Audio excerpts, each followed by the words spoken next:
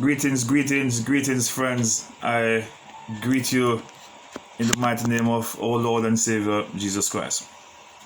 I trust that all is well, and if it is not well, I do hope that somewhere during the course of your day, it will be better. All right? I want to draw your attention to something that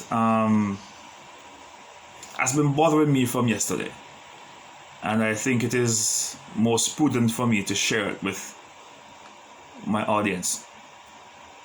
I can remember years ago, as a little boy in Morant Bay, I was walking past a bar on Queen Street in Morant Bay. The bar was close to the Texaco gas station across from NCB. And I remember this man was saying to his friends, he was drinking and he was saying to his friend, I don't borrow and I don't beg. And I never forgot those words. I don't know him. I've never seen him before nor after. I was just passing and he said it out loud and I caught on to it and just never forget. From there on, I did not understand what he mean by I do not borrow, because I grew up in a community in Mount Vernon, rural Western St. Thomas, where we all borrow. Someone come to the house and borrow the axe to split their wood. I go over to Merlin and I could borrow the file to sharpen the knife or the machete. Process come to my house to borrow a machete just to cut something and bring it back quickly. I've even seen where people borrow a knife. People beg oil, people share oil, people beg salt, people beg a few sticks of matches. I mean, people beg everything. That's all we grew up.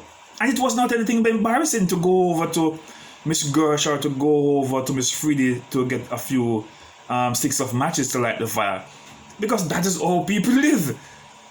Begging and borrowing was not something new or strange.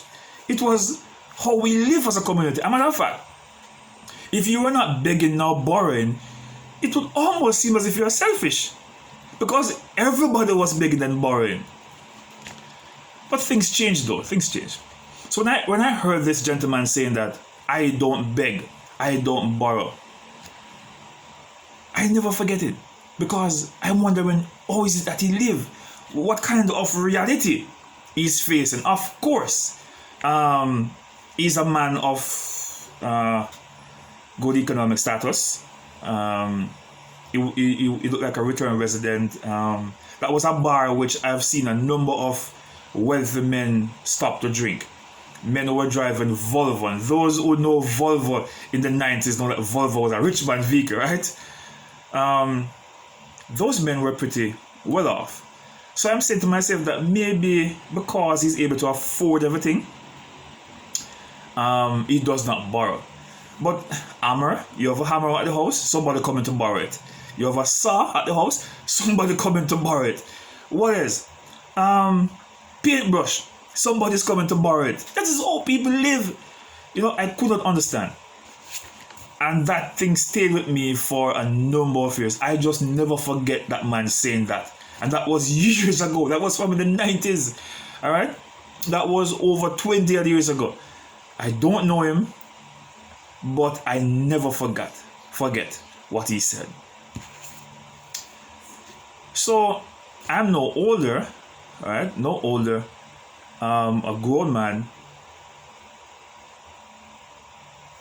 and thought to myself that that was just a child experience which I may never hear it again.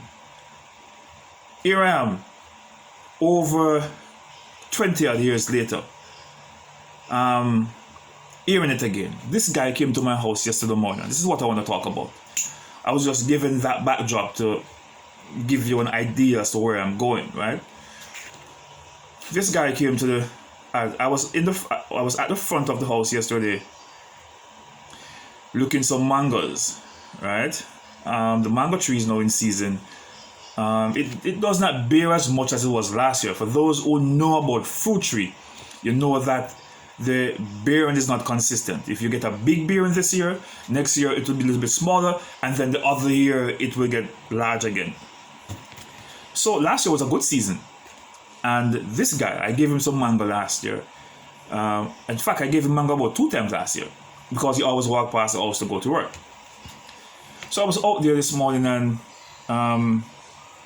he called to me, right? As he normally would. What going? Everything good? I thought he wanted some mango because I'm just about to tell him that. As you can see, man, I mean, there's no mango on the tree.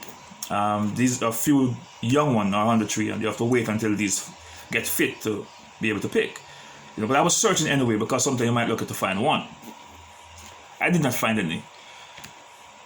He came to the fence and he said, yo, so I'm not big, I'm in a borrow, but I just went to NCB and putting the card in the machine, and the machine take away the card, and I'm looking a money to buy lunch today. He's saying his opening statement was, him no beg, him no borrow, but he is looking money from me to borrow to buy lunch. And it reminds me of that statement I heard the man said over 20 years ago, over some 25 years ago. Him no beg, him no borrow. And I'm saying to myself then, what kind of selfish talking is that? Alright, then you want to know if I give him the money. Yes, I give him the money, alright? So I said, okay, can $500 do it? Buy a lunch? This is him now. Or about 1,000. And I'm saying to myself that, then $500 can't buy your lunch? He said, how about 1,000? Lend me 1,000 until Friday, which is 3 days away. I said to him, okay. Not that I have a lot of money, I think I have about $3,000, right? And I said to myself that, let me risk it. I've always seen him walking to work. He has never bothered me before. The only thing he always do is beg me mango whenever time mango is in season. Let me trust him, alright? This could be an act of God. Maybe by virtue of me releasing something in his hand, I may receive something in mine. Because that is how I see God work. When you take care of his people, oh man, he take care of you. Alright? So I went for the $1,000 and I gave it to him. Hear him now. What if I don't give it back to you on Friday? I'm like, come on, man. You just told me Friday, then why you coming with this argument now about what if I don't give it back to you on Friday? Him no want to disgrace, him no want to shame. I don't answer him, I did not answer him. I just walk away. And then he is now asking me for mango before he walked away from the fence. I said to him that the mangoes are green, I was just looking to see if there was any on the tree. There he is begging, and there he is borrowing. And he's going to approach me to say, me no beg, me no borrow. And I'm like, you're saying you do not beg, but you're begging me mangoes.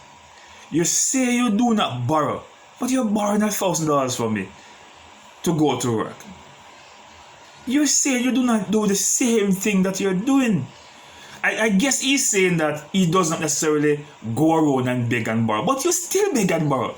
Even if it's a case where you only beg and borrow to people who you're very close to, you're still begging and borrowing.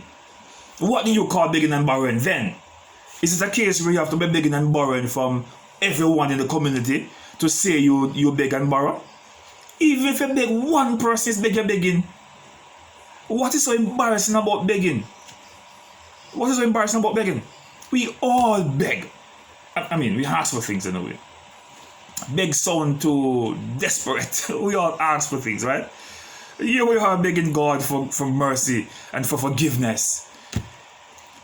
But I'm just saying that I do not like the way you approach me to say it does not beg, it does not borrow. It is not good community spirit. It is not good team building spirit. In a community of people, we should beg, we should borrow. When you borrow, please take back and take care of what you borrowed. When you beg, always remember that it is through giving why you were able to get. So as you beg and you get, remember to give to those who you come in contact with. Don't necessarily wait until when they beg you to give them. Give it back to them. Give something to somebody without their asking for you. I saw a little boy going up the road. I just called him. And I've oftentimes do this. I'm not really taking this platform to advertise my generosity. But for those who know me, know that I'm deeply involved in charity. So I saw this boy going up the road. And I said, come here. Oh, it's online school. And he said, oh, sir, online, very respectable guy. He referred to me as sir. Sir, online class is going on good. So I said, do you want some pencil? Well, you want some pencil and eraser? And he said, yes. And I just went into my inventory, took some out and gave it to him. Because it was someone who gave it to me. All right? And he's not the only one. A little boy came to drop off some eggs the other day and I said, do you draw? And he said yes. And I gave him, stapled up some papers to give him in a pack of crayon and said, look, go draw and bring back the artwork and show me what you have drawn. I do not wait until people ask for things to give them things. If you have something, you can bless somebody with it. And then when someone asks you for something, you want to make sure that you give it to them if you can. If you can't, then that's it. But if you can, don't say you can't. Alright? Help someone. Even if you cannot help them to the extent to which they want to be helped. But you can see what you can do. Alright? As in Jamaica we say, do a thing for you. I'm gonna do a little thing. You know? But this idea of I don't beg, I don't borrow, it is not good spirit for community. It is not a good thing to say in the family of God. We're all God's people. We should not have a problem with others begging us anything. We should not have a problem with borrowing things from someone else. It is okay. There's nothing unethical about begging and borrowing. What is unethical, what is unjust, and what is unfair is when you borrow and don't bring back, or when you beg and you don't want it. Don't beg it and waste it. Don't beg it because you see it and you waste it. Beg it because you want it. Ask for help because you need help. Okay? And when you do borrow, please return what you have borrowed. Alright? That is how I see we should build community. And I'm hoping and pray that that gentleman will return my $1,000 so that I can get it back. God bless.